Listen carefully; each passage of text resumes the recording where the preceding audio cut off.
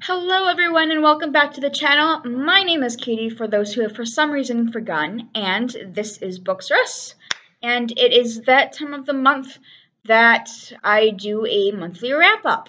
Sometimes I do these, more often than not I will, but sometimes I won't. Anyways, more to the point, let's get started with what I've read in the month of March.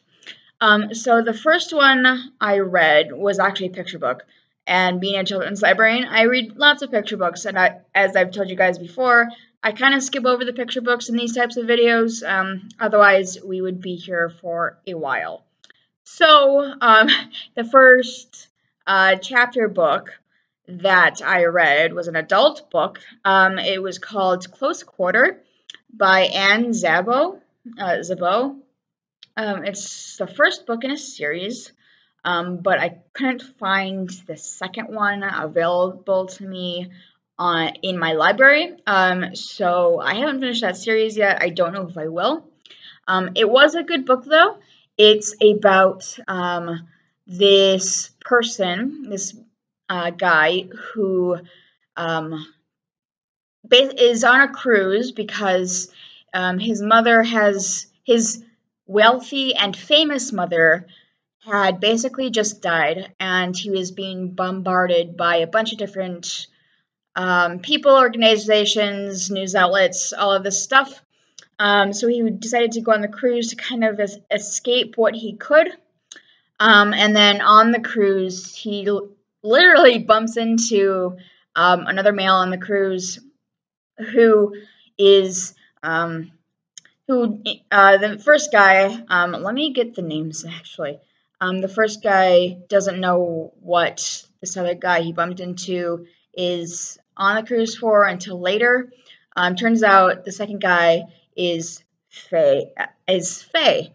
Why is Goodreads not wanting to do that? Okay, Silas. The second guy is Silas, who's Faye, and Reese is the human who lost the mother. Anyways, they get together and sleep together. And if you didn't get that meeting, anyways, so they sleep together, and it's all about them protecting each other, and because Silas has been sent on to this cruise because there are vampires he needs to kill. So it was really like a really cool paranormal LGBTQ plus book. I really enjoyed it, and I wasn't sure I would because it is a fantasy, and not a fantasy. I love fantasy. It's romance based, and I'm not a big romance reader, but it kind of surprised me, so I liked it. It was really good.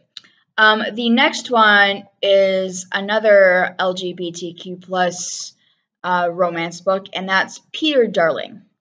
This is a retelling of Peter Pan, in which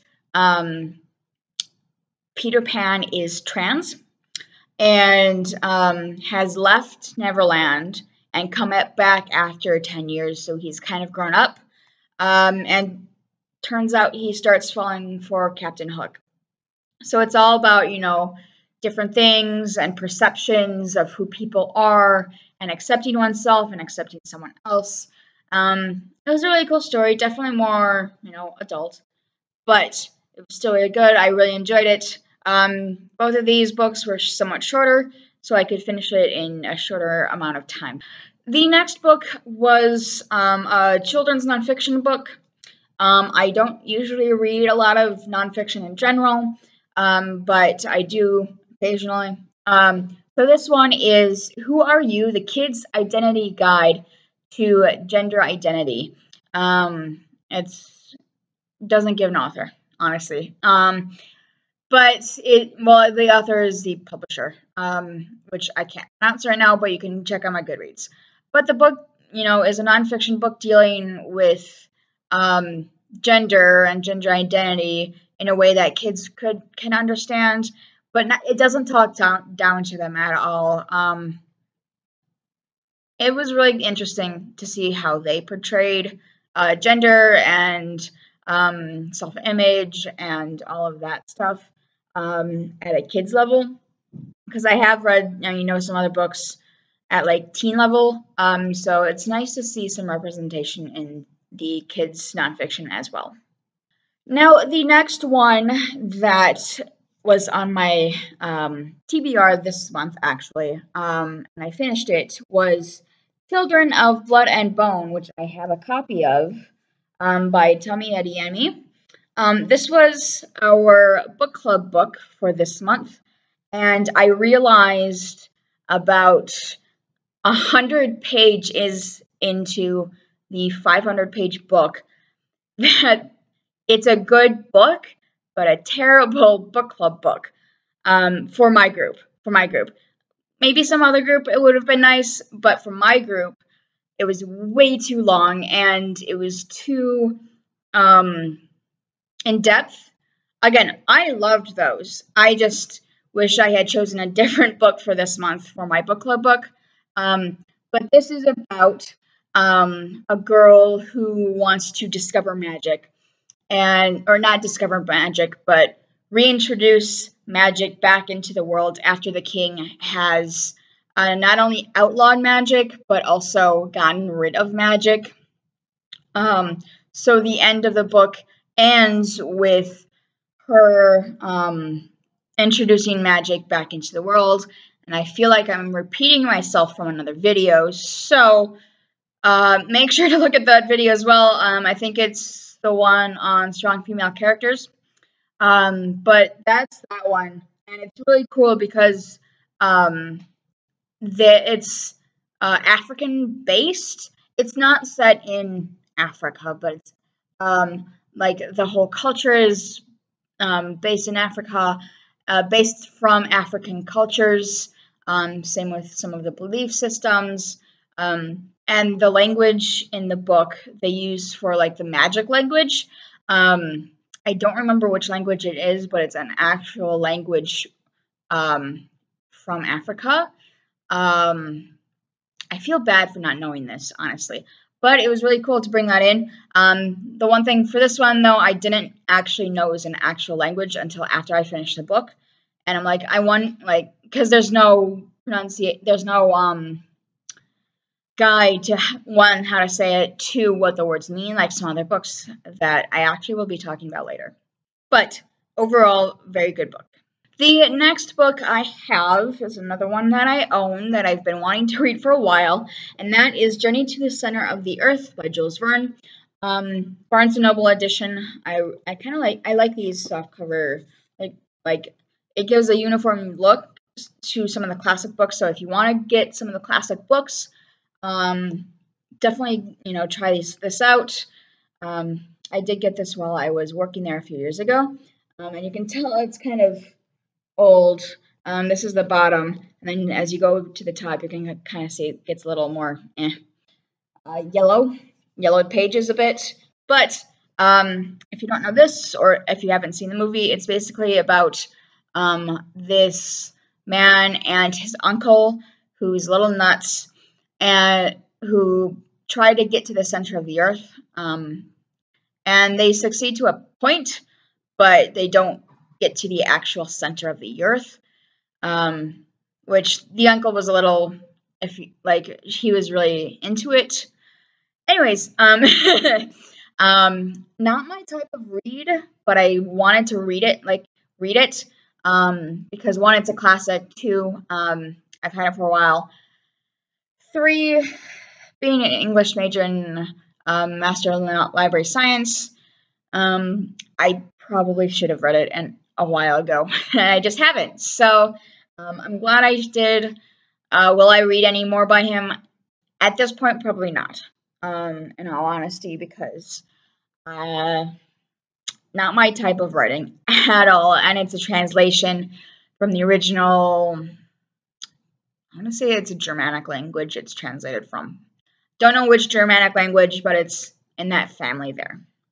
Okay, so the next and 3 books on my list, and the last 3 books on my list, are part of a series that I started years ago, like 10 years ago, and just never finished. I started with the first two books.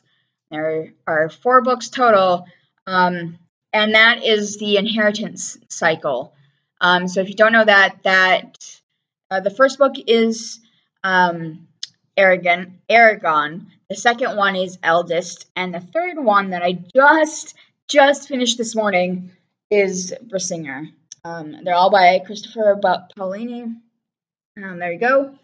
And it's all about, it's a fantasy world, and I love the map. I love the use of maps in books, especially fantasy books. There we go. And these are the books I was talking about earlier that have pronunciation in the back as well as definitions, because there are humans. So we have like the human language most everyone talks in, but there's also the Dwarvish language and the Elvish. Elvish and ancient language. They're fairly similar, if not the same. I think they're the same.